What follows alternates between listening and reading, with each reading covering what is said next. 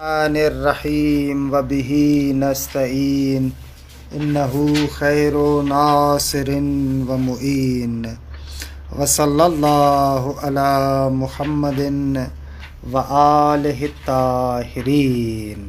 اللہم صلی علی محمد وآلہ محمد۔ سادسها انہ لا اصل فی نفس هذه المسئلہ یؤول علیہ عند الشک۔ الحمدللہ پروردگار عالم کے لطف و کرم سے ہماری گفتگو مسئلہ مشتق کے بیان میں تھی۔ خبہ سے مشتق میں مقدماتی چند امور مرحوم آخوند نے ذکر فرمائے ہیں کہ ان میں سے چھٹا امر یہ ہے کہ اگر مسئلہ مشتق میں ہم کسی نتیجے پر نہ پہنچے کہ مشتق آیا حقیقت ہے متلبس بالمبدا کے اندر، کہ اگر وہ متلبس بالمبدا ہو فی الحال تو وہاں پر حقیقت ہے، یا نہ اعم ہے متلبس بالمبدا فی الحال ومن قضا عنہ التلبس، اس اعم کے لیے وضع کیا گیا ہے، کیونکہ اختلاف تو یہ ہے نا کہ آیا خصوصیت سے جب اس مبدا کے ساتھ متلبس ہے اس حال میں حقیقت ہے، یا نہ بے شک اس مبدا سے اس کا تلبس ختم بھی ہو گیا ہو پھر بھی حقیقت ہے۔ تو یہ دو قول دے، ایک قول اعم کہ جو من قضا عنہ تلبس کو بھی شامل ہے، اور ایک قول خاص کہ نہ خصوصیت سے جب تک اس کے ساتھ متلبس ہے اس میں حقیقت ہے۔ اچھا، اگر ہم بحث کے اندر کسی نتیجے پر نہیں پہنچتے، فرض کریں کہ دونوں طرف کے دلائل ہمیں قانع نہیں کرتے، تو ایسی صورت میں اگر مشتق روایات کے اندر، احکامات کے اندر اگر استعمال ہوتا ہے تو وہاں پر ہمارا وظیفہ کیا ہے، ہماری ذمہ داری کیا ہے؟ دوسرے لفظوں میں، اگر آپ مشتق کے بارے میں گفتگو کرتے ہیں اور کسی نتیجے پر نہیں پہنچتے تو وہاں پر اصل کا تقاضا کیا ہے؟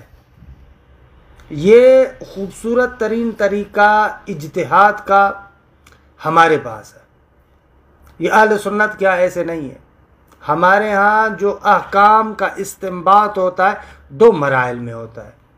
پہلے مرحلے میں ہم دلیل کی طرف جاتے ہیں جس کو دلیل اجتہادی کہتے ہیں۔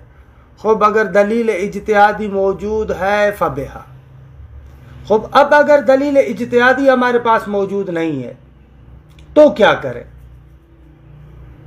اس صورت میں کیا ہوگا؟ اس صورت میں ہمارے پاس بحث پہنچتی ہے اصل عملی کی، کہ شارع نے ہمارا وظیفہ عملی کیا معین کیا ہے، اس طریقے سے ہم حکم کو استنباط کرتے ہیں۔ یہاں پر بھی اس مسئلے کے اندر اگر ہم لوگ کسی نتیجے پر نہیں پہنچتے تو اصل کا تقاضا کیا ہے؟ کیا کریں؟ ہم خود متحیر تو نہیں رہ سکتے، جبکہ برادران اہل سنت کے ہاں یہ ہے کہ اگر آپ کے پاس کوئی دلیل قطعی نہیں ہے تو وہاں پر وہ قیاس ہو، استحسان ہو، سد الذرائع وغیرہ اسی دلیل اجتہادی کے مرحلے میں، وزان میں لے کر آتے ہیں۔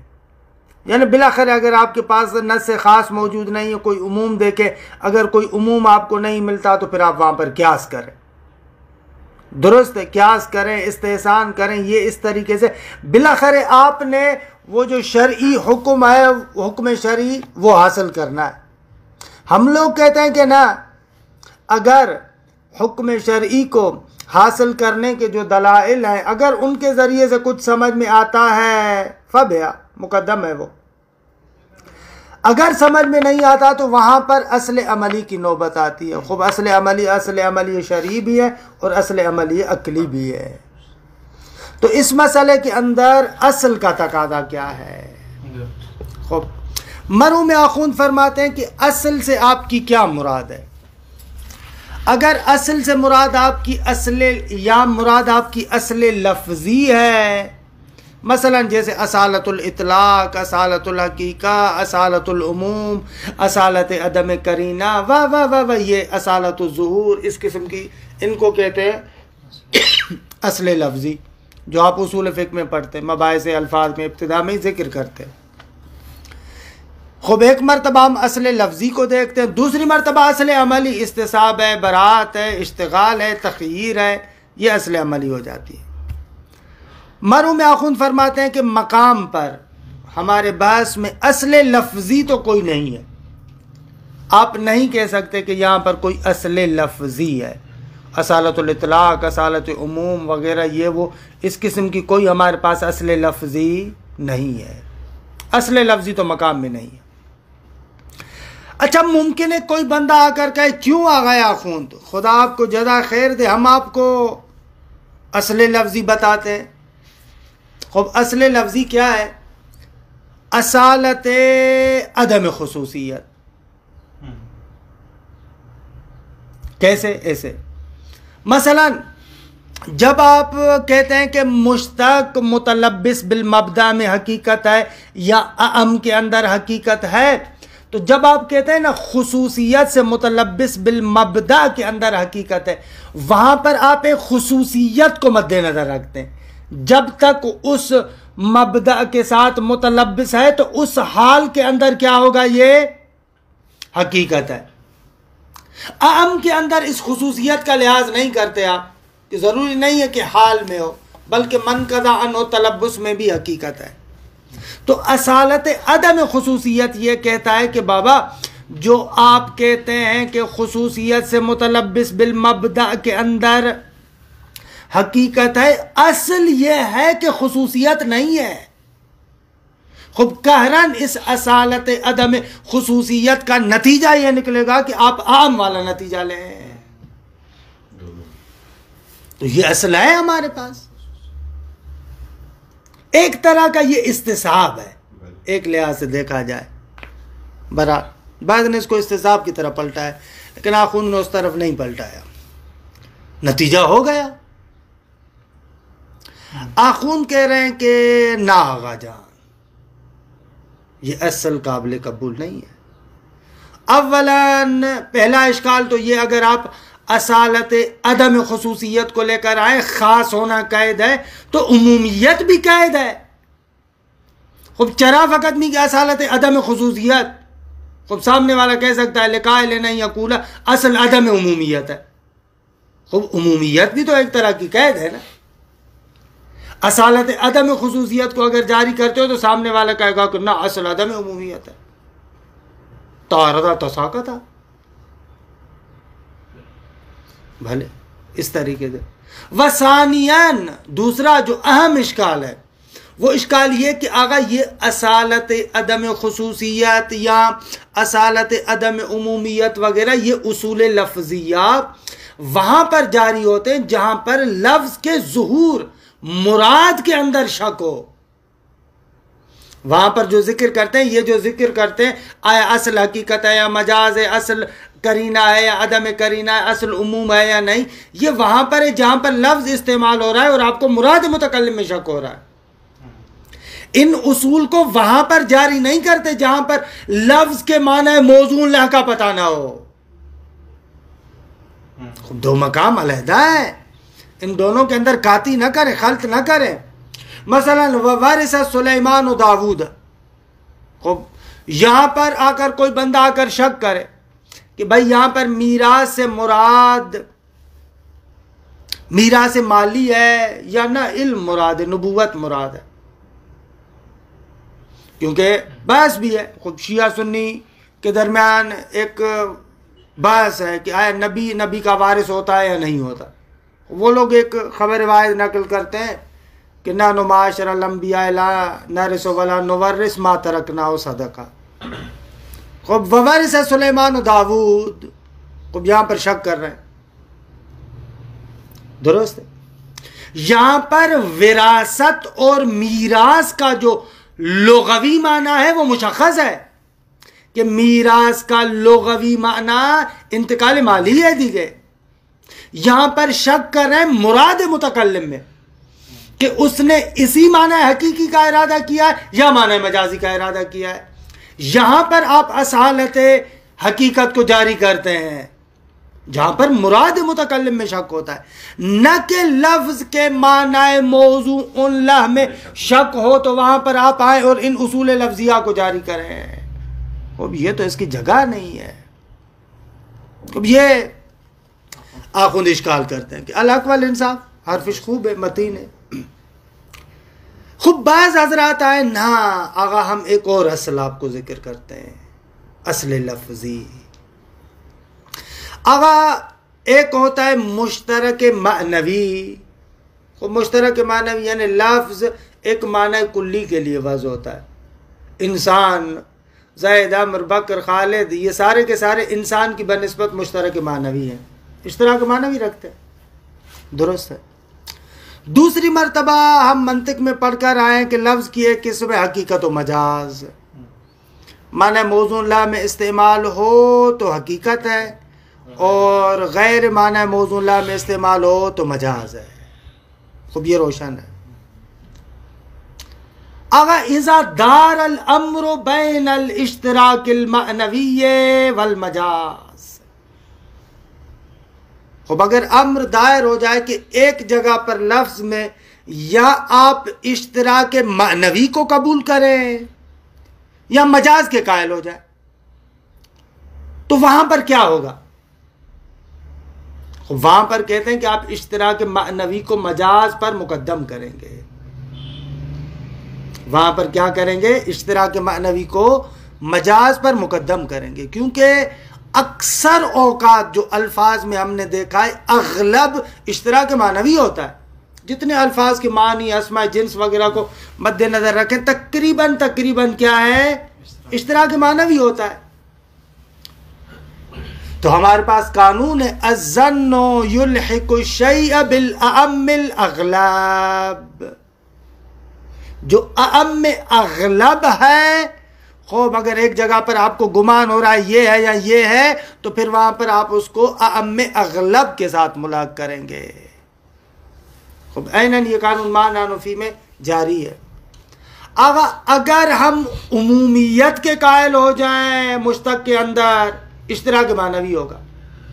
جو متلبس بالمبدا ہے اس میں اور من قضا عنہ التلبس، ان دونوں میں اگر آپ کہیں حقیقت ہے یعنی ایک معنی جامع ہے کہ جو دونوں میں مشترک ہے تو یہ ہو جائے گا اشتراک معنوی.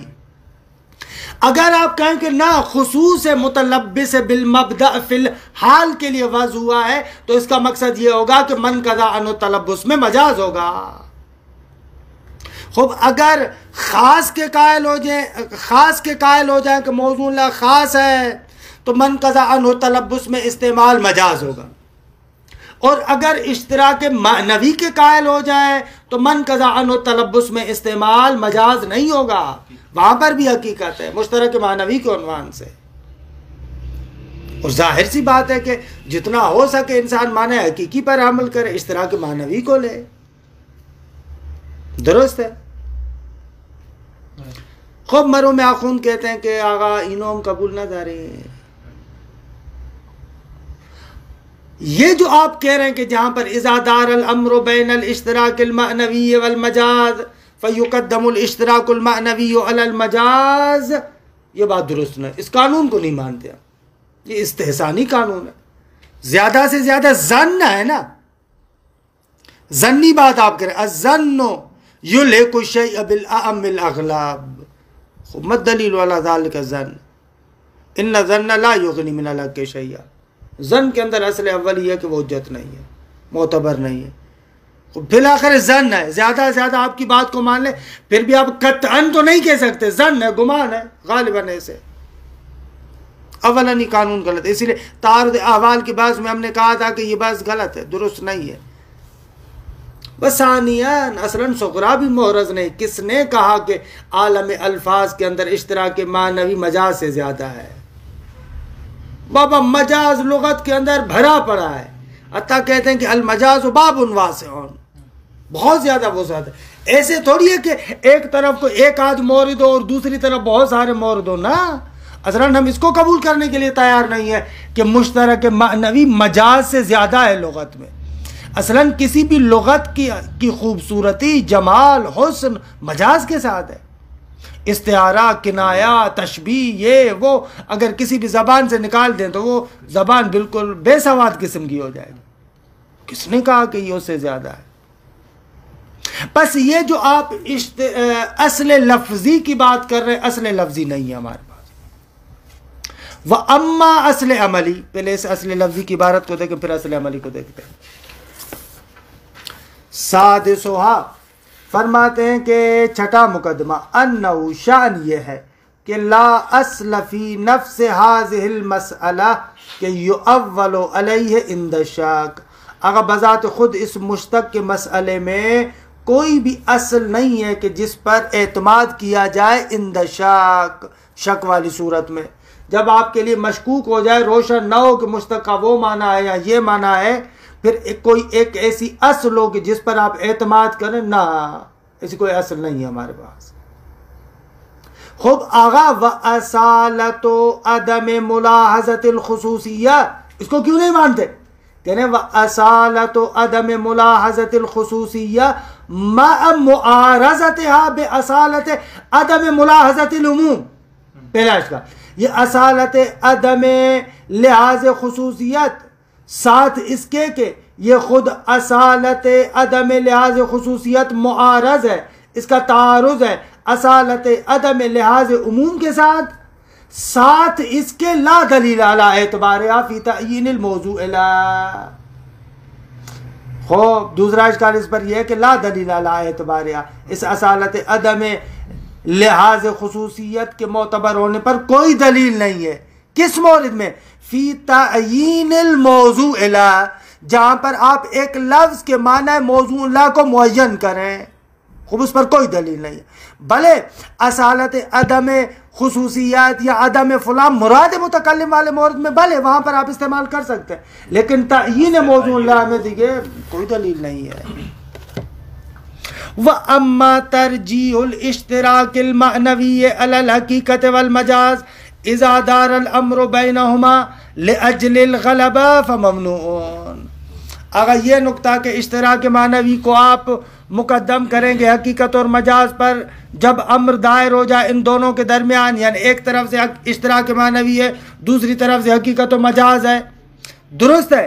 یہ ترجیح دینا کس وجہ سے؟ لِأَجْلِ الْغَلَبَةِ، ترجیح کے متعلق ہے، کیونکہ بھئی غلبہ کس کو ہے؟ اشتراک معنوی کو ہے. یہ بات فممنوع.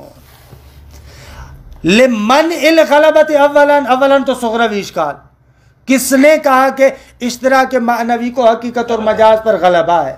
اولاً کہ انہوں قبول نمی کو نہیں، صغروی طور پر قبول نہیں ہے. لمن الغلبت اولاً ومنع نہوز حجت علی الترجیح بہا ثانیاً. اور دوسرا اشکال، بابا کوئی حجت اور دلیل قائم نہیں ہوئی ہے علی الترجیح بہا کہ آپ آئیں اور اس غلبے کے ذریعے سے ترجیح دیں کسی چیز کو، نہ، اس پر بھی کوئی دلیل قائم نہیں ہے. اس دلیل کو بھی ہم کہتے ہیں کہ ممنوع ہے، دیگر قبول نہ داریم کہ واقعا اگر ایک زیادہ ہو دوسرا کم ہو تو زیادہ کو آپ مقدم کریں گے، نہ، اس پر بھی کوئی دلیل نہیں ہے. وَمَنْعِ نُہُوزِ حُجَّةٍ عَلَى التَّرْجِیحِ بِهَا، اور ممنوع ہے یہ بھی کہ بابا حجت قائم ہوئی ہو علی ترجیح بہا یعنی بالغلبہ، کہ ترجیح غلبے کے ذریعے سے ہوتی ہے، نہ، این ممنوع. تمام شدہ گا الحمدللہ. خوب آ جائے اصل عملی کی طرف. آخون کہتے ہیں اصل عملی ہے، بھلے ہمارا اجتہاد عملی طور پر ہم لوگ کسی بھی جگہ پر ہمارا ہاتھ پھنستا نہیں ہے، مکلف کے وظیفے عملی کو مشخص کرتے ہیں، کیونکہ حد اقل اور کچھ نہ بھی ہو اصل عملی تو ہے ہی ہے. اور آخون کہنے بھلے اصل عملی داری، البتہ کوئی ایک اصل عملی ہم قسم اٹھا کر آپ کو بتا دیں کہ ہر جگہ پر جاری کریں، ایسے نہیں ہے. موارد کے لحاظ سے جور بجور ہے. ہو سکتا ہے بعض موارد میں براعت ہو سکتا ہے بعض موارد میں استصحاب ہو. براعت وہاں پر ہوتی ہے جہاں پر اصل تکلیف میں شک ہو، اصل تکلیف آپ کے لیے مشکوک ہو. آگا شرب توتون حرام ہے یا حرام نہیں ہے؟ خوب دیکھیے مشکوک ہے، آپ وہاں پر برات جاری کریں گے۔ آگا دعا عند رؤیت الہلال، جب جو ہے وہ کیا ہے چاند نکلے تو دعا واجب ہے یا واجب نہیں ہے؟ برات ہے، برات جہاں پر اصل تکلیف میں شک ہو۔ استصحاب وہاں پر ہوتا ہے جہاں پر حالت متیقنہ موجود ہے، حالت سابقہ ملحوظہ، حالت سابقہ معتبرہ موجود ہے، ابھی شک ہو رہا ہے، وہاں پر ہم کہتے ہیں ابقاء ما کان، جو پہلے والی حالت تھی اسی کو باقی رکھیں۔ یہ جو ہم توضیح المسائل میں بعض جگہوں پر دیکھتے ہیں نا، بعض بزرگان کہتے ہیں کہ فلاں صورت میں محکوم بطہارت ہے، خوب اس کا مقصد یہ ہے کہ آپ فوراً سمجھ لیں یہاں پر اصل عملی جاری کر رہا ہے۔ اگر شک ہو رہا ہے میرا لباس پاک ہے یا نجس ہے تو وہاں پر کہے گا محکوم بطہارت ہے، یہ نہیں کہتا کہ حتماً پاک ہے، ایسے نہیں کہہ سکتا کیونکہ دلیل نہیں ہے، بل محکوم بطہارت ہے، اصل عملی کا تقاضا یہ ہے۔ تو یہاں پر آپ کیا کہیں گے؟ کہیں گے بعض صورت میں اصل برات ہے، مثلا مولا ایک زید تھا، زید نامی شخص پہلے عالم تھا، ایکسیڈنٹ ہو گیا، سارا علم بیچارے کا چلا گیا، بھول گیا، ختم شد دی گیا۔ خود اب مولا نے کہا کہ اکرم کل عالمین، یہ کب کی بات ہے اکرم کل عالمین؟ جب اس کا ایکسیڈنٹ ہو گیا اور اس کا علم ختم ہو گیا۔ خوب یہاں پر اب زید کا اکرام کرنا واجب ہے یا واجب نہیں ہے؟ اصل عملی کا کیا تقاضا ہے؟ بھئی پہلے عالم تو تھا، من قضا عنہ العلم شدے، یہاں پر اس کا اکرام واجب ہے یا نہ؟ بعد اول الکلام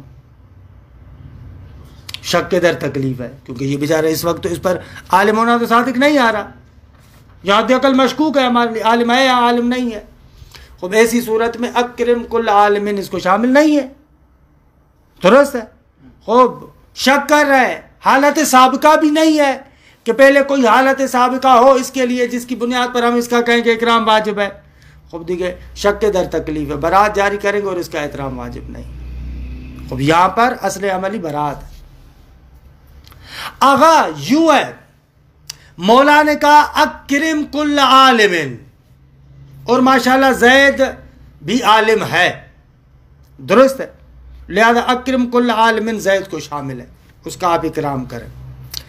ہفتے کے بعد زید کا ایکسیڈنٹ ہو گیا، بھول گیا، یہاں پر اب زید کی نسبت سے آپ کیا کہیں گے؟ کون سی اصل جاری ہوگی؟ یہاں پر استصحاب جاری کریں گے، کیونکہ زید کے مورد میں ابھی پہلے حالت سابقہ ہے، اس کا اکرام واجب تھا، اسی حالت سابقہ کو لحاظ کریں گے اور کہیں گے کہ اس کا اکرام واجب ہے۔ تو آخون رحمت اللہ علیہ کے بقول کے بابا موارد مختلف ہیں، ان مختلف موارد کو آپ دیکھیں گے، اس کے اعتبار سے فیصلہ کریں گے جیسا مورد ہے۔ وَأَمَّا الْأَصْلُ الْعَمَلِيُّ فَيَخْتَلِفُ فِي الْمَوَارِدِ، اصل عملی موارد میں مختلف ہوگی۔ فَأَصَالَةُ الْبَرَاءَةِ فِي مِثْلِ أَكْرِمْ كُلَّ عَالِمٍ یقتضی عدم وجوب اکرام من قضا عنہ المبدا، کہ اللہ ماں کی جگہ پر اگر من ہوتا تو اچھا ہے نا، من ان قضا عنہ تلبس، وہ عاقل ہے نا۔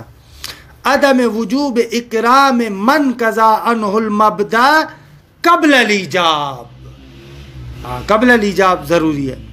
خوب فرماتے ہیں کہ یہاں پر اصالت برات اکرم کل عالمین والے مورد میں، کیوں یہ جو فاصالت البرات فی مثل اکرم کل عالمین یقتضی، اس کا تقاضا یہ ہے کہ اکرام واجب نہ ہو اس شخص کا کہ جس سے مبدا منقضی ہو چکا ہے، البتہ قبل الایجاب، ابھی اس نے شارع نے واجبی نہیں کیا تھا، اس سے پہلے ہی اس سے کیا ہے ایکسیڈنٹ ہو چکا ہے اور وہ بیچارہ جاہل بن چکا ہے۔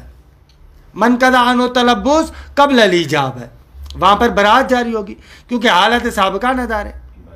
کما ان قضیت الاستصحاب وجوب ہو، جس طریقے سے کہ استصحاب والی بات یا استصحاب کا تقاضا وجوب ہو، یعنی وجوب اکرام ہے۔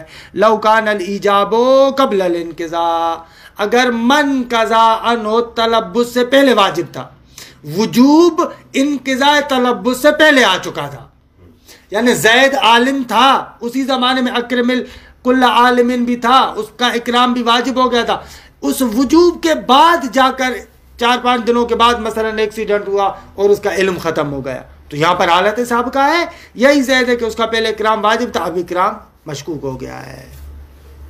درست ہے؟ الحمدللہ تمام شو.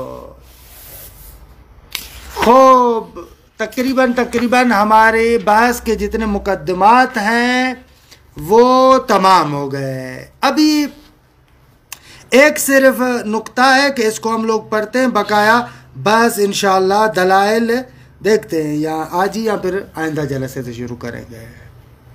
آخون کہہ رہے ہیں کہ بابا اذا عرفت ما تلونا علیک، جب اتنے سارے مقدمات آپ نے جان لیے تو فَعْلَمْ أَنَّ الْأَقْوَالَ فِي الْمَسْأَلَةِ وَإِنْ كَثُرَتْ، اگرچہ مسئلے کے اندر اقوال بہت سارے ہیں، متاخرین کے نزدیک بہت سارے اقوال ہیں، لیکن إِلَّا أَنَّهَا حَدَثَتْ بَيْنَ الْمُتَاخِرِينَ، مگر یہ کہ یہ اقوال متاخرین کے درمیان پھوٹے ہیں، ان لوگوں کے درمیان پیدا ہوئے ہیں. جبکہ بعد ما كانت ذات قولین بین المتقدمین، وہ جو متقدمین تھے ان کے پاس فقط 2 قول تھے. متاخرین نے آ کر یہاں پر مشتق کی حقیقت کے بارے میں مختلف اقوال کہے ہیں، مثلا تفصیلات دی ہے. تفصیلات بعض نے کہا ہے کہ بابا اگر وہ مبدا از قبیل فعل ہو تو اس صورت میں حقیقت ہے متلبس در مبدا در حال، اور مجاز من قضان و تلبس میں. زید ضارب کے قبیل سے ہو تو وہاں پر جب تک بالفعل ضرب کے ساتھ متصف ہے وہاں پر حقیقت ہے، من قضان و تلبس میں کیا ہے؟ مجاز ہے. لیکن اگر مشتق از قبیل ملکہ ہو، از قبیل حرفت ہو، تو وہاں پر عام کے لیے خوب قاضی چاہے جس وقت قضاوت کر رہا ہے اس وقت بھی حقیقت ہے، سو رہا ہے اس وقت بھی حقیقت ہے. مجتہد جس وقت اجتہاد کر رہا ہے اس وقت بھی حقیقت ہے، جس وقت سو رہا ہے اس وقت بھی حقیقت ہے. ایک تفصیل بعض نے ایسے دی ہے. بعض نے تفصیل دی ہے کہ آغا وہ جو مشتق ہے اس کے مختلف احوالات کو دیکھیں. اگر مشتق از قبیل مسند الیہ ہے، مثلا جیسے السارق والسارقۃ فاقطعوا ایدیہما، وہاں پر اعم کے لیے حقیقت ہے. لیکن اگر مشتق از قبیل مسند ہے جیسے زید ضارب، تو وہاں پر خصوص ہے حال کے، جب متلبس در مبدا فی الحال ہو اس کے لیے حقیقت ہے. یہ ساری تفصیلات بعد والوں نے ذکر کیے. آخون کہہ رہے ہیں کہ اگر دقت کریں تو لا وجہ لحاظ تفاصیل، وہ جو پہلی تفصیل بھی دے رہا ہے وہ بھی در حقیقت من قضا عنہ تلبس میں انہائے تلبسات میں تفاوت نہیں کر رہا.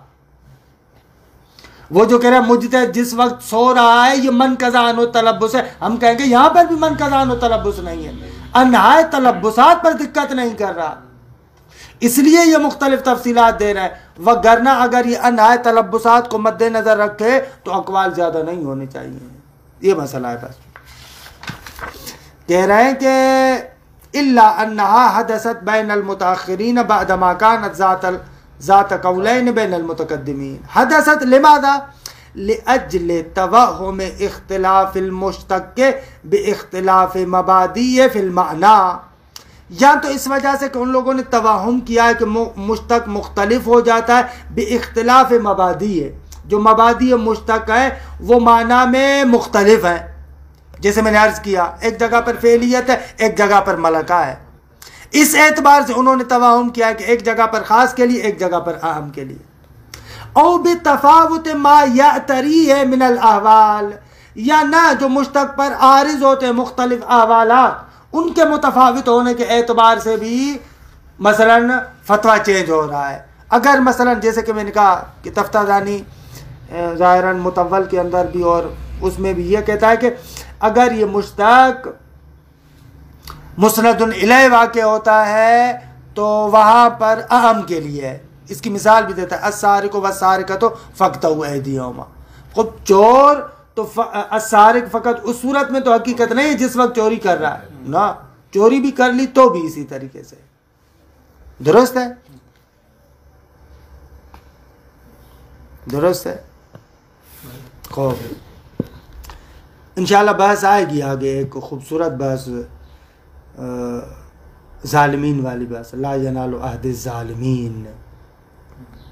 بھلے میں کہہ رہا ہوں کہ یہ تفتہ دانی کی بحث ادھر ہمیں فائدہ دے سکتی ہے یا نہیں، اس کو سوچ رہا تھا. وقت مرت الاشارہ، اور ہم نے امر رابع میں بیان کر لیا تھا، قد مرت الاشارہ تو علامہ کہاں بھائی اشارہ کیا، الا انہ لا یوجب التفاوت فیما نحن بصددہ. آغا یہ جو انہائے تلبسات مبادی جو مختلف ہیں، جو ہماری غرض ہے، جو ہم بیان کرنا چاہتے ہیں، اس میں کوئی تفاوت نہیں ہے. قد مرت الاشارۃ الی انہ، یعنی یہ اختلاف مبادی اور تفاوت ما یعتری ہے، یہ لا یوجب التفاوت ہے، یہ موجب تفاوت نہیں بنتے، فیما نحن بصددہ، جو ہم چاہتے ہیں اس میں اختلاف مبادی سے کوئی فرق نہیں پڑتا. وَيَأْتِي لَهُ مزید و بیان فی اثناء الاستدلال علی ما هو المختار.